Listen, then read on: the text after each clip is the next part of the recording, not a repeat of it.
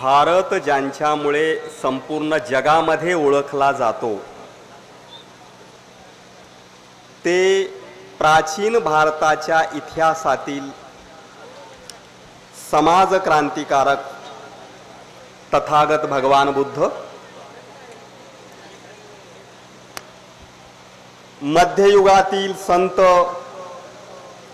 कबीर, संत गुरु रविदास, स्वातंत्र्य लढ्यातील क्रांतिकारक बिरसा मुंडा, क्रांतिबा ज्योतिराव फुले, राजर्षी शाहू महाराज, छत्रपती शिवाजी महाराज, बाबासाहेब आंबेडकर या सर्व महामानवांच्या विचाराला मी पहिल्यांदा अभिवादन करतो आणि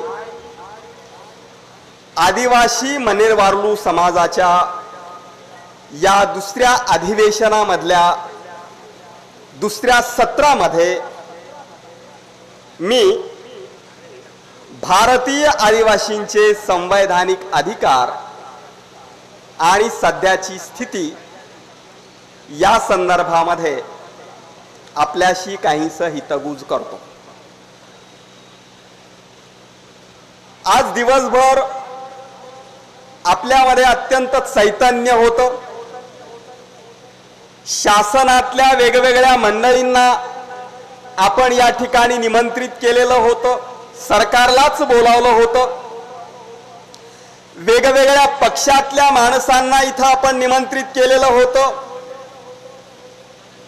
आणि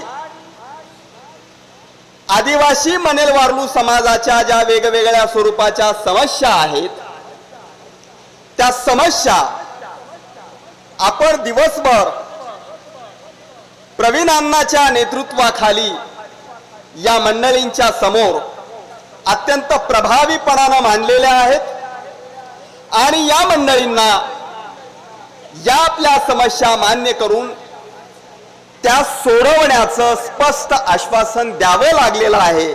या अर्थानं हे अधिवेशन यशस्वी झालेलं आहे असं मी या ठिकाणी स्पष्ट करतो।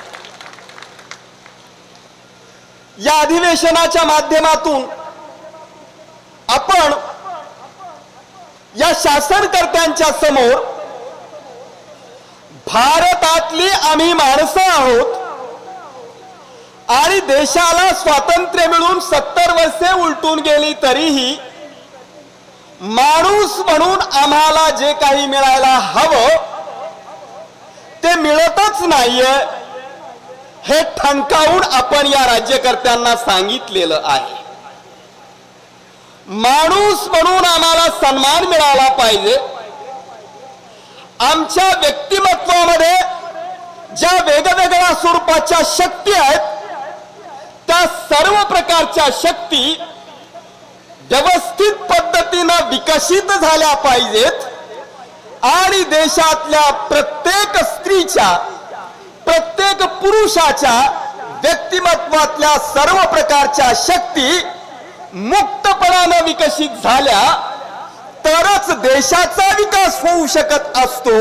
हे तत्व पहिल्यांदा डॉक्टर बाबासाहेब आंबेडकरांच्या नेतृत्वाखाली निर्माण झालेल्या भारतीय संविधानामध्ये स्वीकारलेलं आहे।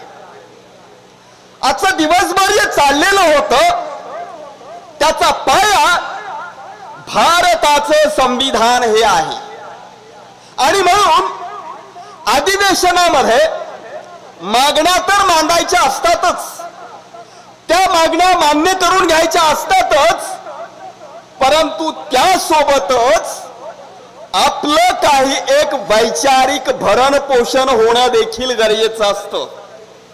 अधिवेशनाच्या माध्यमातून एक विचार सोबत घेऊन जाणं ही गरजेचं असतं आणि म्हणून या संपूर्ण देशाचा लोकशाहीचा डोलारा ज्या बाबासाहेब आंबेडकरांच्या नेतृत्वाखाली निर्माण झालेल्या संविधानाच्या पायावर उभा आहे त्या संविधानाच्या संदर्भामध्ये या देशातल्या मंडळींना किती प्रमाणात माहिती आहे?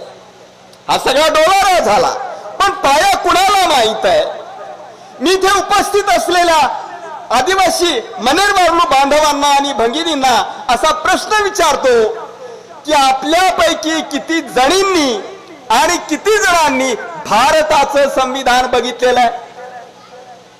ज्यांनी ज्यांनी भारताचं संविधान बघितलेलं आहे त्यांनी आपला हात वर करावा. हे फार थोडे हात वर होत आहेत. हे दिवसभर जे चाललं होतं ना, जे बाबासाहेब आंबेडकरांनी संविधानाच्या माध्यमातून 1949 लाच तुम्हाला देऊन टाकलेलं आहे, ते आजपर्यंत आम्हाला मिळालंच नाही. इकडून तिकडून मिळायला लागलं तर काही प्रवृत्ती आम्हाला मिळूच देत नाहीयेत. हे आपलं दिवसभराचं गारहाणं होतं. आणि हे गारहाणं स्वातंत्र्याच्या 70 वर्षानंतरही आम्हाला मांडावं लागतं. असं का झालं याच्या संदर्भामध्ये सुद्धा आपणाला काहीसा गंभीरपणानं विचार या अधिवेशनामध्ये करावा लागेल. असं का झालं? असं यासाठी झालं की आम्ही बाबासाहेब आंबेडकरांनी दिलेले जे संदेश आहेत ते संदेश या देशातल्या कुठल्या तरी छोट्या वर्गासाठीचे संदेश नाही आहेत, एका जातीसाठीचे संदेश नाही आहेत, तर या देशातल्या समग्र जनतेमधील ज्या लोकांचे माणूस म्हणून असलेले हक्क आहेत, हे हक्कच इथल्या विषमतावादी व्यवस्थेनं मिळू दिलेले नाही आहेत. ते त्यांना मिळाले पाहिजेत आणि ते हक्क सहजासहजी कुणीही देत नसतं. अगदी आई सुद्धा बाळ मोठ्यानं रडल्याशिवाय त्याला दूध देत नाही. आई सुद्धा स्तनपान करत नाही, तर हे सरकार संघटित झाल्याशिवाय आणि आवाज उठवल्याशिवाय कसं काय देणार? दिवसभराची चर्चा मी अत्यंत गंभीरपणानं ऐकलेली आहे. आणि ही चर्चा गंभीरपणानं ऐकत असताना मला असं जाणवलेलं आहे की भारतीय संविधानाचा जो व्यापक स्वरूपाचा ध्येयवाद आहे, तो ध्येयवाद अजून आपल्या लोकांच्या मनामध्ये रुजलेला नाही आहे.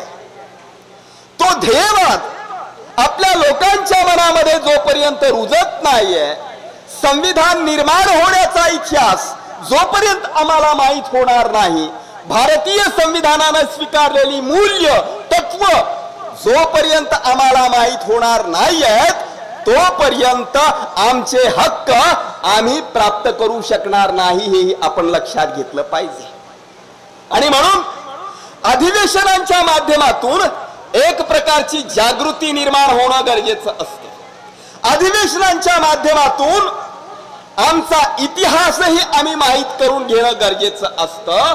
आणि भारतीय संविधानाच्या माध्यमातून बाबासाहेब आंबेडकरांनी आम्हाला काय काय दिलेलं आहे हे सुद्धा आपण समजून घेणं अत्यंत गरजेचं असतं.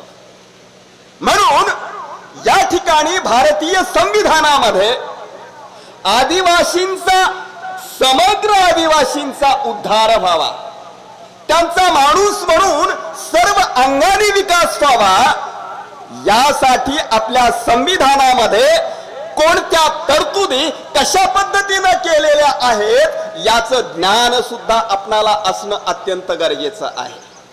आणि त्यासाठी म्हणून काही तपशीलवार नोंदी मी या ठिकाणी नक्की करणार आहे. या नोंदी घेऊन आपणाला आपापल्या परिसरामध्ये जाऊन देखील काम करायचं आहे.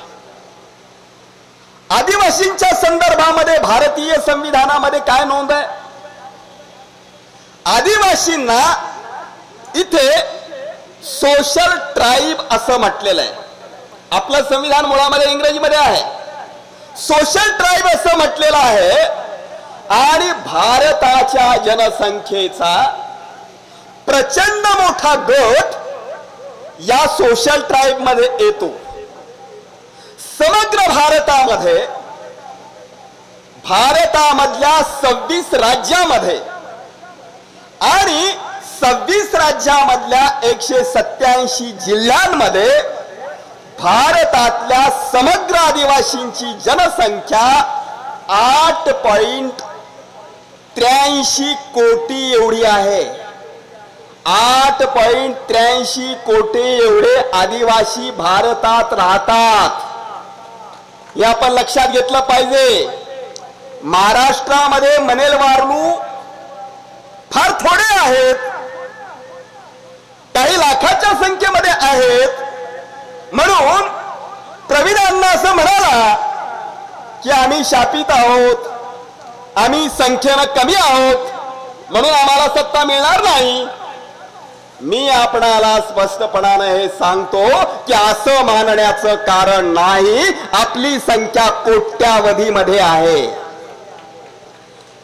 आणि हा संदेशही या ठिकाणी नीटपणाने आपण लक्षात घेतलं पाहिजे की आपणाला आपला विकास करून घेण्यासाठी जातीचा आधार आज घ्यावा लागत असला तरी आपणाला जात ही कायम टिकवायची नाहीये.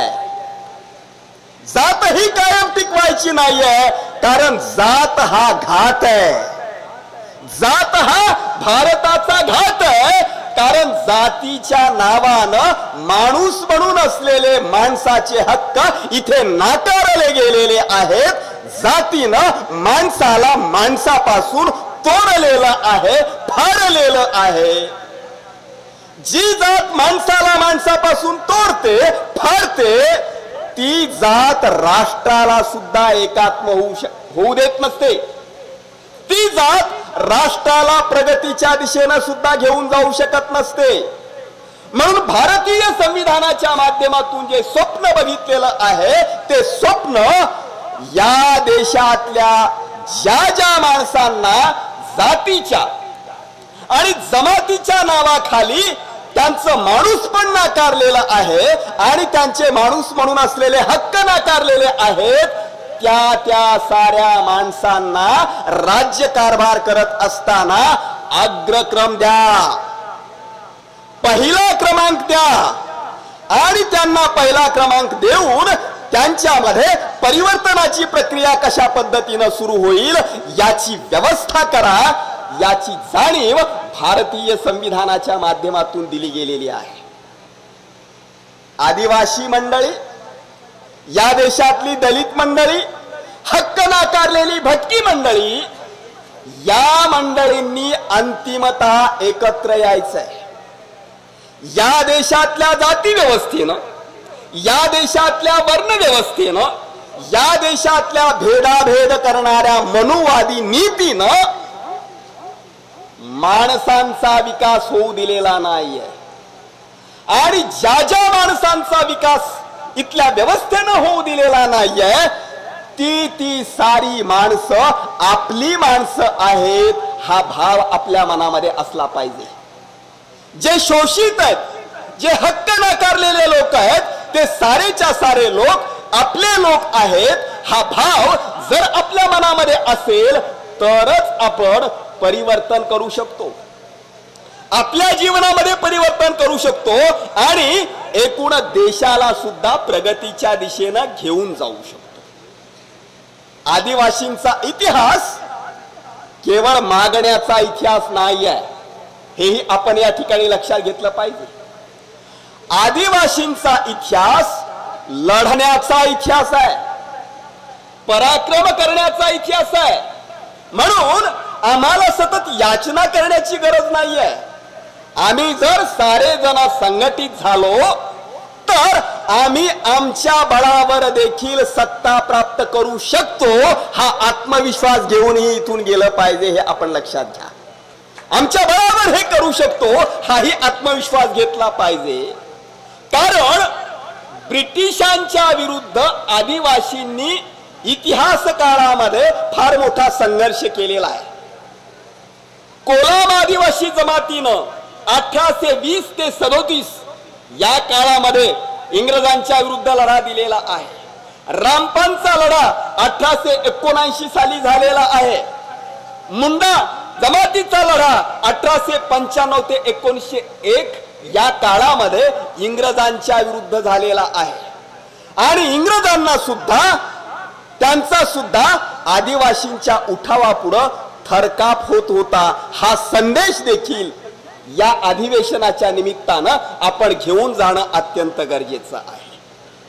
भारतीय संविधानानं या देशामधील अनुसूचित जाती आणि अनुसूचित जनजाती, भटके विमुक्त लोक, हे कोट्यावधींच्या संख्येनं असलेले जे लोक आहेत, या कोट्यावधींच्या संख्येनं असलेल्या लोकांना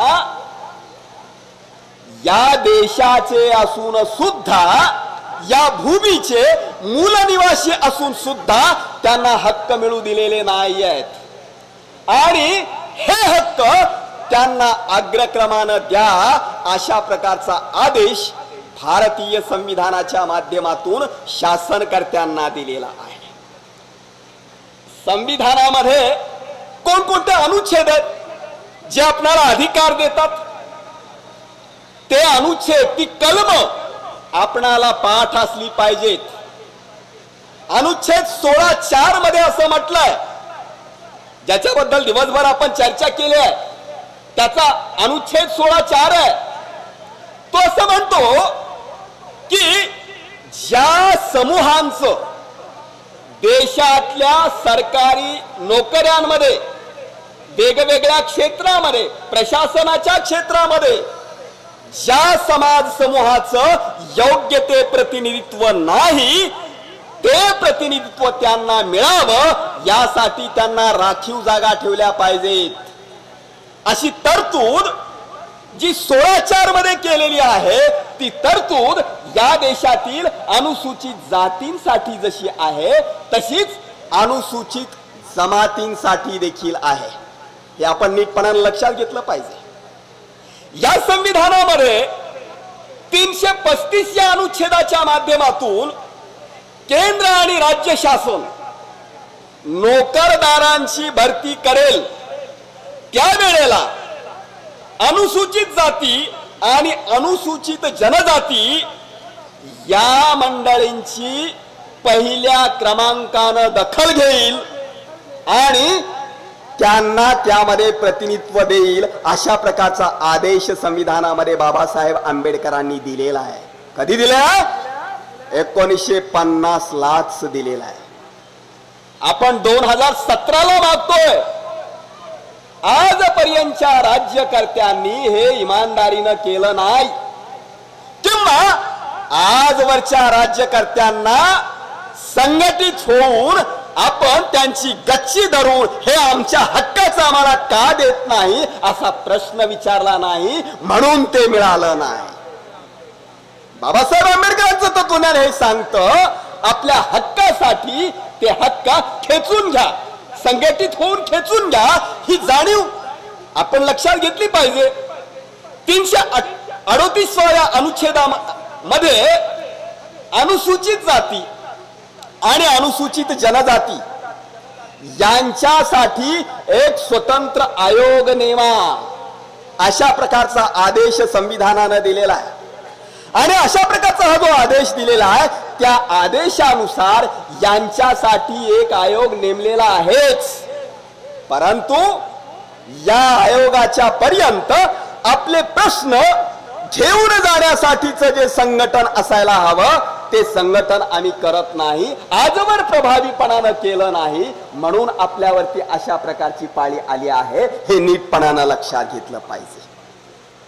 माणसाच्या माणूस म्हणून असलेल्या अधिकारांच्या पासून जे वंचित राहिलेले आहेत, सामाजिक दृष्ट्या, आर्थिक दृष्ट्या, सांस्कृतिक दृष्ट्या जे मागे राहिलेले आहेत आणि विकासाच्या प्रगतीच्या दृष्टीने जे मागे राहिलेले आहेत, अशा लोकांना आपण राज्याच्या विधानसभांमध्ये सुद्धा आरक्षित जागा ठेवल्या पाहिजेत. ही भारतीय संविधानामध्ये 332व्या अनुच्छेदामध्ये तरतूद केलेली आहे. आणि ही तरतूद केल्यामुळे राज्य विधानसभांमध्ये आरक्षणाच्या माध्यमातून आपले प्रतिनिधी निवडून जातात, परंतु आपले जे प्रतिनिधी जातात ते स्वतंत्र बाण्याचे आणि स्वतंत्र कण्याचे असतात का, स्वतंत्र विचाराचे असतात का, याचाही विचार आपण या संदर्भामध्ये नीटपणानं केला पाहिजे. आणि याचा विचार जर आपण केला तरच आपणाला जे साध्य करायचंय ते साध्य होऊ शकतं. 330व्या अनुच्छेदाच्या माध्यमातून लोकसभेमध्ये राखीव जागा ठेवल्या पाहिजेत अशा प्रकारची भूमिका ही भारतीय संविधानानं घेतलेली आहे. आणि म्हणून इथे जमलेल्या मनेर-वार्लू जमातीतील मंडळींना मी एवढंच सांगू इच्छितो की जर केवळ एक जात म्हणून आपण संघटित झालो आणि केवळ आपल्या जातीपुरत्याच मागण्या मांडत गेलो तर फार मोठं काही साध्य होईल असं मला वाटत नाही. आपल्यावर जसा अन्याय झाला तशा प्रकारचा अन्याय आणखी कुणाकुणावर झालेला आहे असे सारे लोक आपले आहेत. हा भाव आपण स्वीकारला पाहिजे. आणि हा भाव आपण जर स्वीकारला आणि आपल्या समदुःखी लोकांना आपण एकत्रित करून संघटित करून जर भावी काळामध्ये आपण वाटचाल केली तर आदिवासी बांधवांना कुणाकडे तरी हात पसरवण्याची गरज पडणार नाही, हेही आपण नीटपणानं लक्षात घेतलं पाहिजे. आणि हेही आपण लक्षात घेतलं पाहिजे की केवळ आर्थिक विकास म्हणजे विकास नसतो, सामाजिक विकास महत्वाचा असतो, बुद्धीचा विकास महत्वाचा असतो, नैतिक विकास महत्वाचा असतो, सांस्कृतिक विकास महत्वाचा असतो, वैचारिक विकास महत्वाचा असतो. आणि या अधिवेशनातलं मी जे निरीक्षण केलेलं आहे ते निरीक्षण हे आहे की वैचारिक विकासाच्या संदर्भामध्ये सुद्धा आपण बरेच मागे आहोत. जो समाज वैचारिक दृष्ट्या चांगल्या पद्धतीने विकास करत असतो त्याचं कुणीही शोषण करू शकत नसतो. म्हणून भारतीय संविधानानं अंधश्रद्धा नाकारलेल्या आहेत. भारतीय संविधानानं बुद्धिवादाचा पुरस्कार केला आहे. भारतीय संविधानानं विज्ञानवादाचा पुरस्कार केलेला आहे. आदिवासींच्या मधल्या अंधश्रद्धा घालून टाकणं, बुद्धिवाद, विज्ञानवाद आणि समतावादाचा पुरस्कार करणं ही भूमिका देखील आपण घेणं गरजेचं आहे. अशा प्रकारचे संदेश आपण या अधिवेशनामधून घेऊन जावेत अशा प्रकारची अपेक्षा व्यक्त करतो आणि थांबतो. धन्यवाद. जय बिरसा, जय भीम, जय भारत.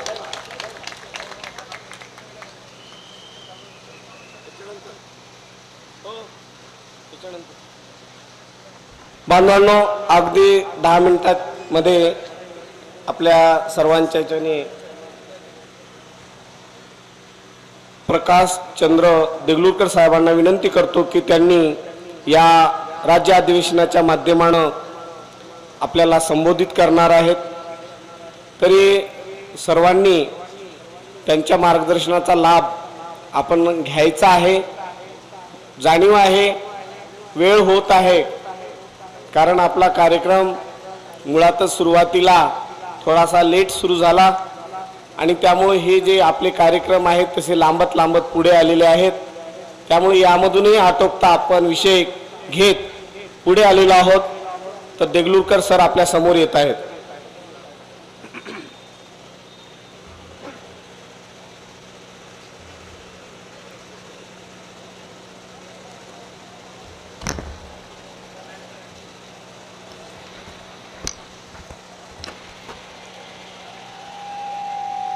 महान क्रांतिकारी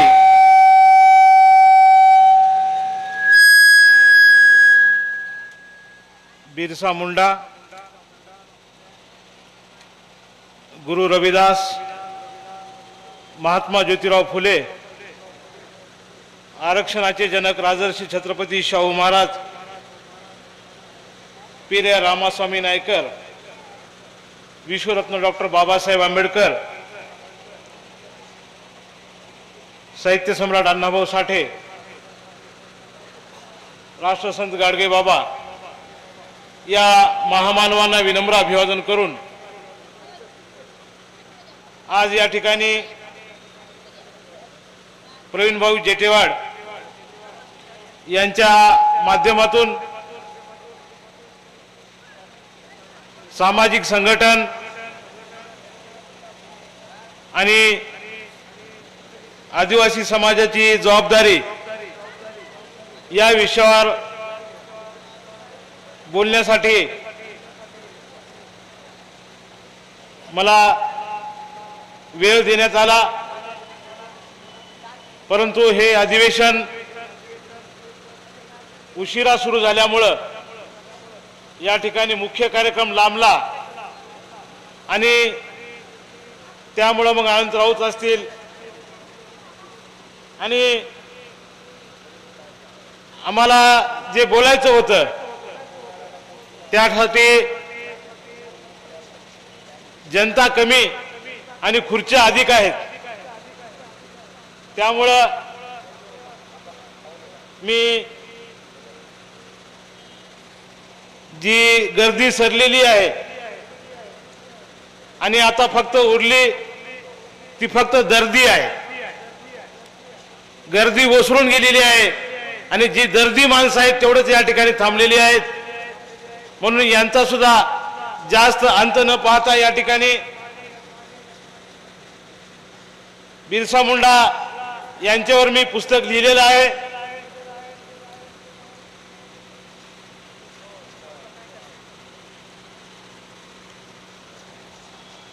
या पुस्तकाच्या प्रती आपणाला मिळणार होत्या, पण थोड्याशा प्रेसमधल्या काही अडचणीमुळं या प्रती आपल्याला आज मी देऊ शकलो नाही.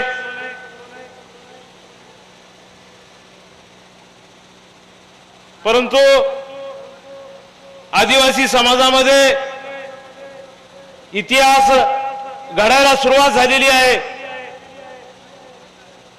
आज प्रवीण जेटेवाड यांच्या माध्यमातून मन्नेरवार्लो आदिवासी समाजाच्या इतिहासामध्ये 16 ऑक्टोबर 2017चं आजचं हे अधिवेशन आदिवासी मन्नेरवार्लो समाजाच्या इतिहासामध्ये सोनेरी अक्षरानं लिहून ठेवावं अशा प्रकारचं एक अभूतपूर्व असं अधिवेशन या ठिकाणी प्रवीण भाऊच्या माध्यमातून आज या ठिकाणी आपण सर्वांनी अनुभवलं.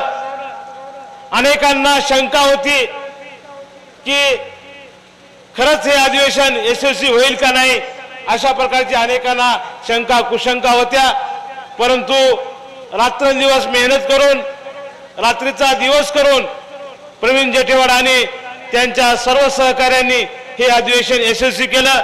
त्याबद्दल सर्वप्रथम आपण एकदा टाळ्यांच्या गजरामध्ये प्रवीण जेटेवाड एक अत्यंत धाडसी तरुण, अत्यंत बुद्धिमान व्यक्तिमत्व, नवसर्जनशील असं व्यक्तिमत्व प्रवीणभाई जेटेवाड आणि त्यांची जी टीम आहेत युवा कार्यकर्त्यांनी त्यांना जी साथ दिलेली आहे त्या सर्वांचं मी मनापासून अखिल भारतीय गुरुजा समता परिषदेच्या वतीनं आणि माझ्या वतीने त्यांचं मी कौतुक करतो, अभिनंदन करतो. आम्हाला जर इतिहास घडवायचा असेल तर आम्ही इतिहासाचं वाचन केलं पाहिजे. हजारो वर्षे या देशामध्ये आम्हाला लिहिण्याचा अधिकार नव्हता, आम्हाला बोलण्याचा अधिकार नव्हता, आम्हाला रस्त्यावरून चालण्याचा देखील अधिकार नव्हता, जंगलाच्या बाहेर पडण्याचा सुद्धा आम्हाला अधिकार नव्हता. आमच्या या अधिकारांसाठी कुणी लढाई लढली हा इतिहास आम्हाला माहित पाहिजे. आम्हाला इतिहास जर माहित झाला तर आम्ही बांधवांनो आमचा नवीन इतिहास आम्ही घडवू शकतो. आमचा इतिहास का लिहिला गेला नाही, पाठ्यपुस्तकामध्ये आम्हाला आमचा इतिहास का वाचायला मिळत नाही, अभ्यासक्रमामध्ये बिरसा मुंडा यांचा धडा आम्हाला का वाचायला मिळत नाही, कारण या देशामध्ये या ठिकाणच्या सनातन संस्कृतीनं आम्हाला लिहिण्याचा अधिकार दिला नव्हता, आम्हाला बोलण्याचा अधिकार दिला नव्हता. आता कुठं आम्ही बोलू लागलो आणि आमचे हजारोच्या संख्येनं अधिवेशन होऊ लागले. ही आमच्या इतिहासाची ही पुनरावृत्ती आहे बांधवांनो. आम्ही इतिहास समजून घेतला आणि इतिहास घडवण्यासाठी आम्ही निघालेलो आहोत. आम्ही इतिहास घडवणार आहोत बांधवांनो. यासाठी आमच्या पूर्वजांनी काय काम केलं, आमच्या महामानवांनी काय काम केलं, हा सांस्कृतिक इतिहास, हा वैचारिक इतिहास सुद्धा आमचा असला पाहिजे. कारण आमचं धड आहे, शरीर आमचं आहे, या शरीरावर हे मुंडकं आहे, पण या मुंडक्यामध्ये जो मेंदू आहे तो आमचा नाही किंवा आमच्या महामानवाचा नाही, कुणीतरी दुसरा आमचा मेंदू ऑपरेट करतो. म्हणून आमच्या महामानवाचा इतिहास, आमच्या महामानवाचं कार्य जर आम्हाला समजलं तर आम्ही आमच्या महामानवाला जे अपेक्षित होतं त्या पद्धतीचं काम आम्ही या ठिकाणी करू शकतो बांधवांनो. म्हणून या ठिकाणी हा इतिहास आम्ही लक्षामध्ये ठेवला पाहिजे की या देशामध्ये एक तरुण असा झाला की ज्यांनी या देशामध्ये अत्यंत कमी वयामध्ये क्रांती केली, कमी वयामध्ये स्वतःचं राज्य निर्माण केलं. आम्ही कोण आहोत? आम्ही राज्यकर्ते आहोत, आम्ही राजाची औलाद आहोत.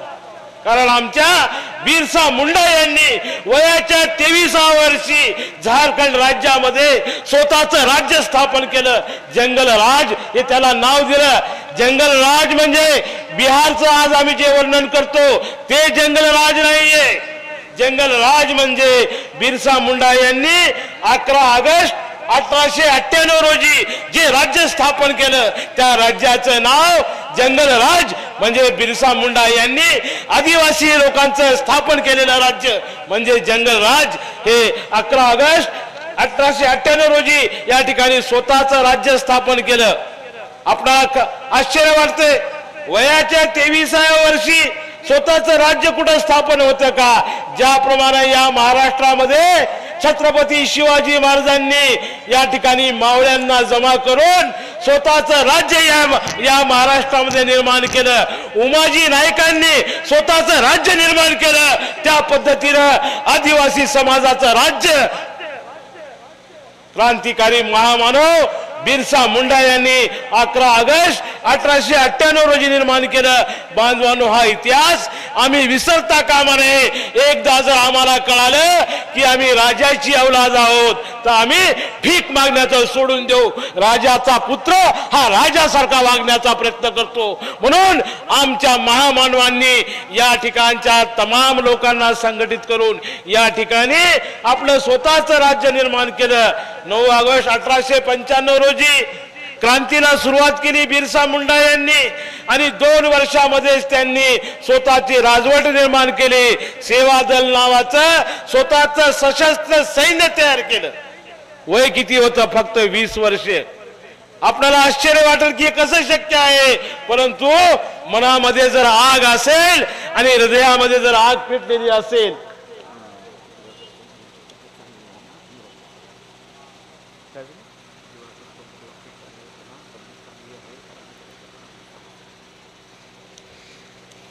दिवाकर चौधरी यांची तब्येत चांगली सुधारलेली आहे, काही काळजीचं कारण नाहीये.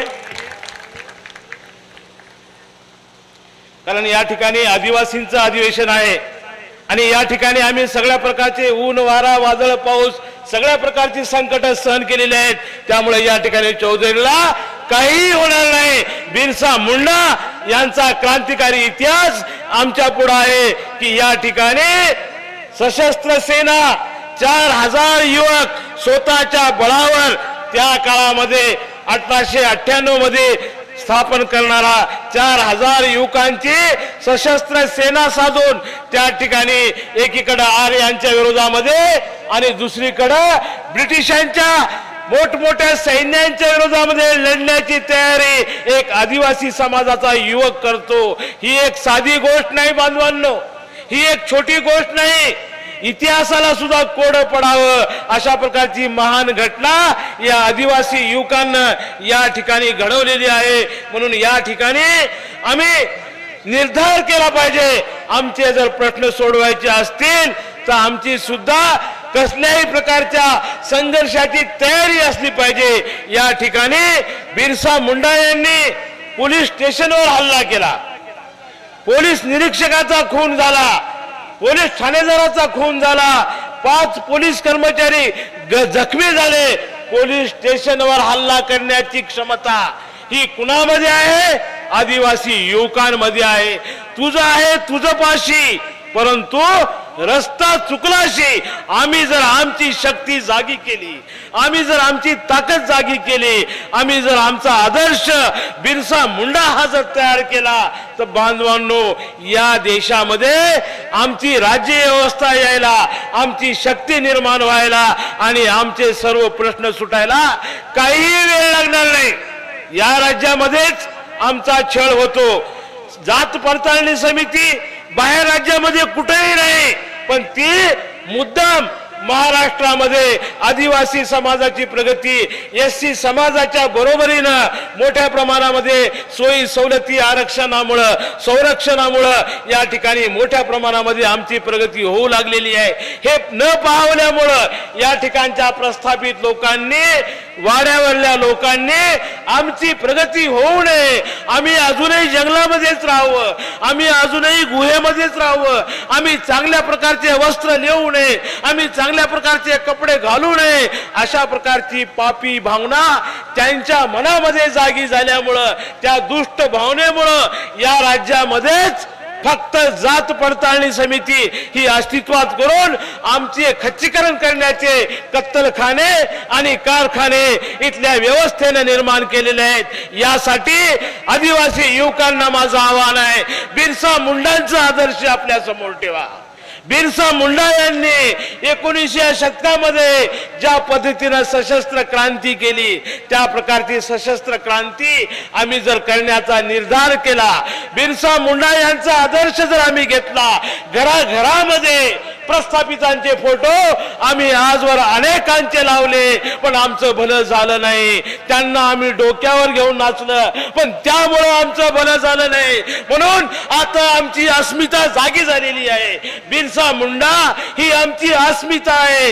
ज्याप्रमाणे या देशामध्ये बौद्ध समाजानं जय भीमचा नारा देऊन लाखो बौद्ध बांधव रस्त्यावर येतात, त्या पद्धतीनं जय बिरसा म्हटलं, जय बिरसा मुंडाचा नारा दिला, तर आम्ही सुद्धा लाखोंच्या संख्येनं या ठिकाणी एकत्र जमलं पाहिजे. हा आमची अस्मितेचा प्रश्न आहे. आम्ही याला आमची अस्मिता बनवलं पाहिजे. म्हणून आजवर 2 मनेरवालू भेटले, काय म्हणत होते मला माहित नाही, पण क्रांतीला सुरुवात झालेली आहे.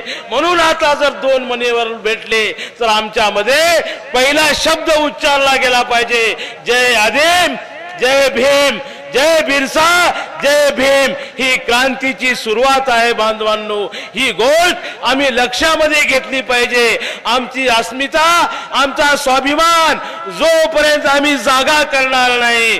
बिरसा मुंडा यांनी सांगितलं, आदिवासी समाजाला सांगितलं, अरे तुमच्या जमिनी काढून घेत आहेत हे जमीनदार लोक, हे ब्रिटिश लोक, हे आर्य लोक तुमच्या जमिनी काढून घेत आहेत, तुमची जंगलं तोडत आहेत, तुम्हाला जंगलातून बाहेर काढत आहेत, तुमच्या जमिनीवर कब्जा करत आहेत, तुमच्या आया बहिणीवर कब्जा करत आहेत. तुमचा आत्मस्वाभिमान जागा करा, तुमचा आत्मस्वाभिमान जिवंत करा, अस्मिता निर्माण करा आणि या अन्यायाच्या विरोधामध्ये तुम्ही तुटून पडा, तरच तुम्हाला या देशामध्ये माणूस म्हणून जगता येईल. नसता या देशामध्ये जनावरांना किंमत दिली जाते, गायला माय म्हटली जाते, कुत्र्याला खंडोबाचा अवतार म्हटलं जाते आणि माणूस असून माणसाला माणूस समजत नाही. म्हणून माणसानं संघटित झालं पाहिजे, माणसानं पेटून उठलं पाहिजे, अन्यायाच्या विरोधामध्ये आवाज बुलंद केला पाहिजे. बाबासाहेब आंबेडकरांनी सांगितलं की कोणत्याही परिस्थितीमध्ये अन्याय करणाऱ्यापेक्षा अन्याय सहन करणारा हा फार मोठा गुन्हेगार असतो. म्हणून कोणत्याही परिस्थितीमध्ये, मग तो इथल्या राज्यकर्त्याचा अन्याय असेल किंवा इथल्या व्यवस्थेचा अन्याय असेल किंवा शासनकर्त्याचा अन्याय असेल, अन्याय कोणत्याही परिस्थितीमध्ये सहन करायचं नाही. बिरसा मुंडा आणि बाबासाहेब आंबेडकरांचा हा संदेश आम्ही लक्षामध्ये घेतला पाहिजे. बांधवांनो, या ठिकाणी बोलायसारखं खूप आहे, परंतु वेळेअभावी मी नेहमी आपल्या संपर्कात राहणारा कार्यकर्ता आहे. मी आपल्यासाठी काम करणारा, रात्रंदिवस काम करणारा, चर्मकार समाजामध्ये जरी जन्मलो असलो तरी आदिवासी समाजामध्ये, मंडेलवालू समाजामध्ये माझा सर्व मित्र परिवार आहे. म्हणून मंडेलवालूच्या अस्मितेसाठी माझा प्राण गेला तरी हरकत नाही, परंतु मी तुमच्या सोबत आहे. बांधवांनो, माझ्यासारखे असंख्य समदुःखी बांधव राऊत सरांनी म्हटल्याप्रमाणे कोणाच्या पाठीवर मारला असेल, कोणाच्या पाठीवर मारला असेल, कोणाच्या पोटामध्ये मारला असेल, कोणाच्या फेंटरीवर मारला असेल, परंतु इथल्या व्यवस्थेनं आमच्या सर्वांवर अन्याय केलेला आहे. म्हणून जे जे आरक्षण भोगी आहेत ते सर्व आम्ही एक आहोत. बांधवांनो, जे जे बहुजन आहेत ते सर्व आम्ही एक आहोत. म्हणून आम्ही कधीही एकमेकासाठी आम्ही धावून गेलं पाहिजे, धावून जाण्यासाठी आम्ही तयार राहिलं पाहिजे. एवढंच आवाहन करून या ठिकाणी संयोजकांनी मला बोलण्याची संधी दिली, त्याबद्दल मी त्यांचे आभार मानतो. धन्यवाद. जय बिरसा, जय भीम, जय भारत. धन्यवाद देगलूरकर साहेब, तुमची तळमळ हे आम्हाला दिसून आलेले आहे. निश्चित याचा लाभ आम्ही पुढे भविष्यात तुमचा घेणार. हा आता शेवटचा टप्पा आहे बांधवांनो आपला. तो शेवटचा टप्पा अगदी मी 2 मिनिटांमध्ये संपन्न करणार आहे. तमाम या राज्य अधिवेशनाला कान्याकोपऱ्यातून मुंबई, दिल्ली, ठाणे या ठिकाणातून दुर्मिळ असलेला मन्नेरवाडलू समाज रात्री या ठिकाणी येऊन थांबलेला आहे. अशा या मन्नेरवाडलू समाजाचं सर्वप्रथम मी या राज्य अधिवेशन समितीच्या वतीने मी आभार व्यक्त करतो. त्याचबरोबर मला असं वाटलं की या ठिकाणी मुंबईचं विधिमंडळ भरलं की काय या स्टेजवर एवढे मंत्री महोदय आपल्या या राज्य अधिवेशनाला आले होते. ते म्हणजे रामदासजी कदम साहेब, दिलीपरावजी कांबळे साहेब, अर्जुनजी खोतकर साहेब, या मंत्री आपल्या या ठिकाणी आपल्या दरबारामध्ये आली होती. आणि वेळातला वेळ काढून त्यांनी भाषणामध्ये व्यक्त केले दिलीपरावजी कांबळे साहेबांनी की बायकारनं आलेला, बायकारनं येणं मंत्री महोदयांना फार कठीण जातं. आपल्यावर प्रेम करण्यासाठी आलेले मंत्री महोदय आहेत.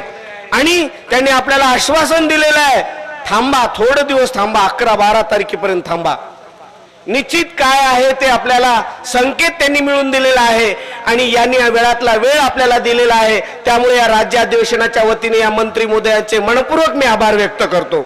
त्याचबरोबर या अधिवेशनाला माजी खासदार वानखडे साहेब, त्याचबरोबर आमदार हेमंतजी पाटील साहेब, त्याचबरोबर कंधारचे आमदार प्रताप पाटील साहेब, तसेच सुभाषजी आपले देगलूरचे आमदार सुभाष साबणे साहेब, त्यांना खूप काही बोलायचं होतं. बांधवांनो, मला सांगायचं आहे, या नगरीमध्ये आचारसंहिता लागलेली आहे महानगरपालिकेची, म्हणून त्यांनी आपल्याला काही खूप काही द्यायचं ते दाबून दाबून दडपून दिलेलं आहे. जशी माय लेकीला देते ना, माय हे घेऊन जा, हे घेऊन जा, गुंडाळून गुंडाळून देते, तशा पद्धतीने मंत्री महोदयांनी आपल्याला गुंडाळून दिलेलं आहे. हे 11-12 तारखेला ओपन होईल ते दिलेलं, आणि निश्चित तुमच्या साक्षीने, तुमच्या ताकदीने हे झालेलं आहे.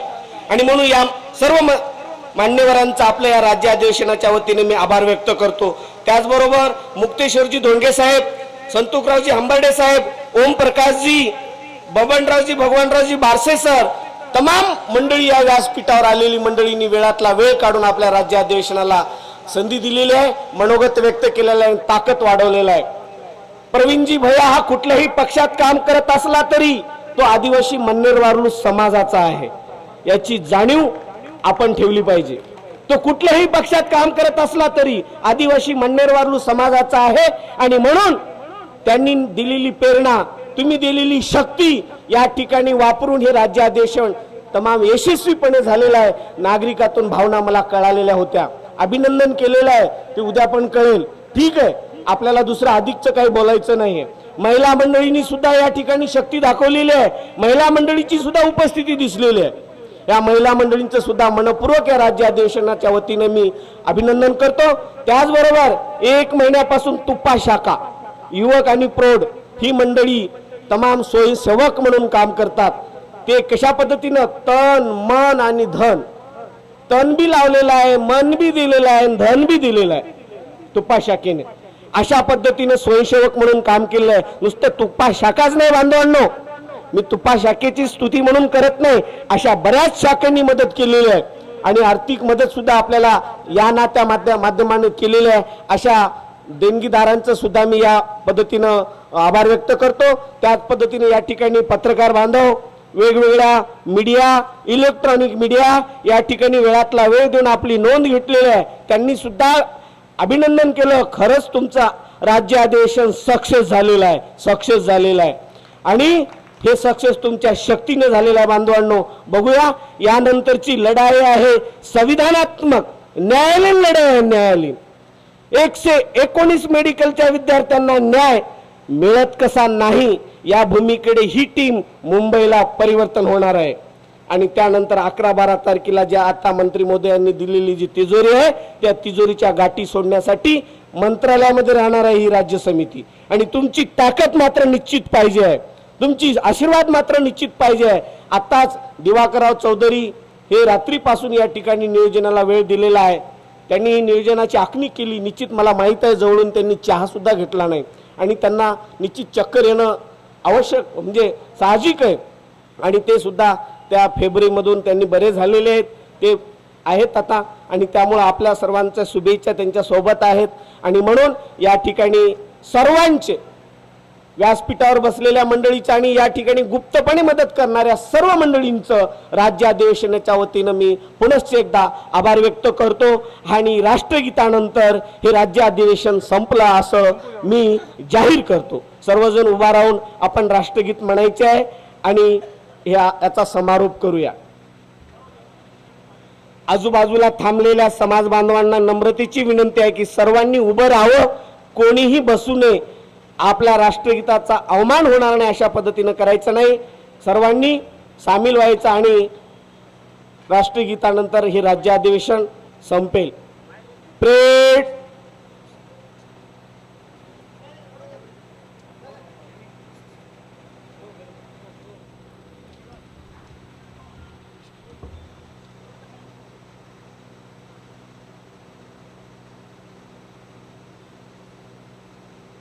हेलो चेक हेलो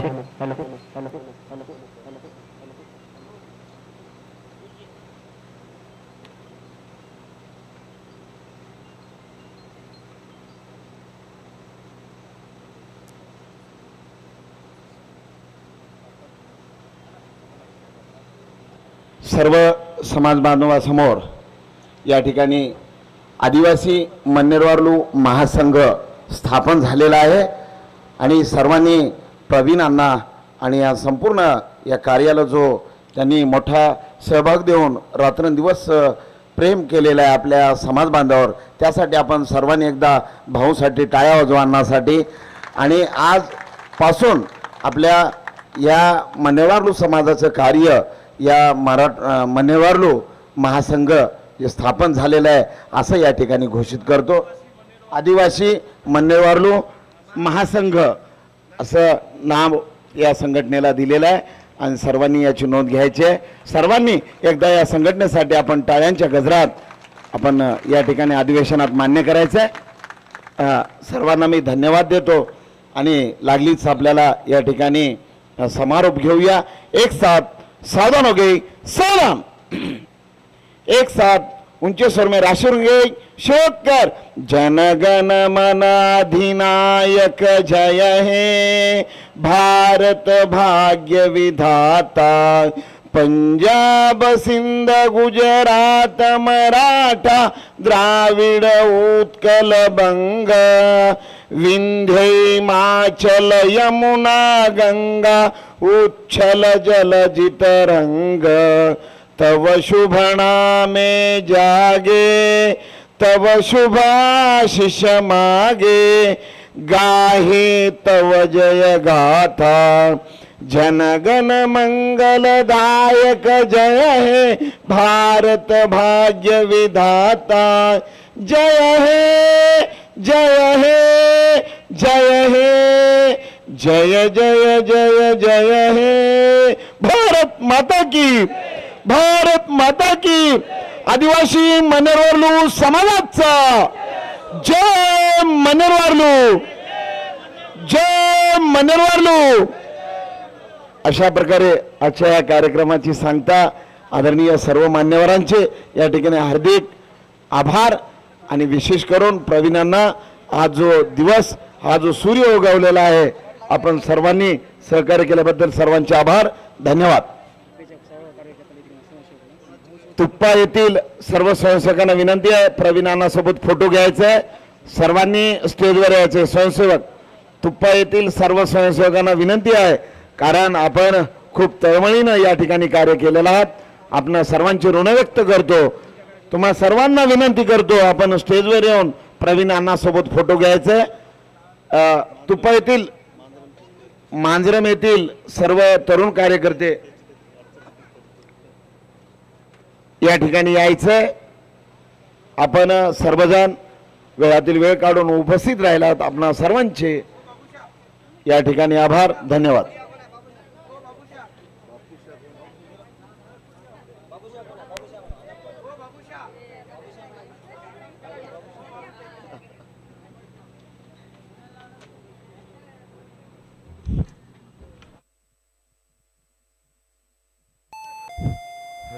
त्याला बोला त्याला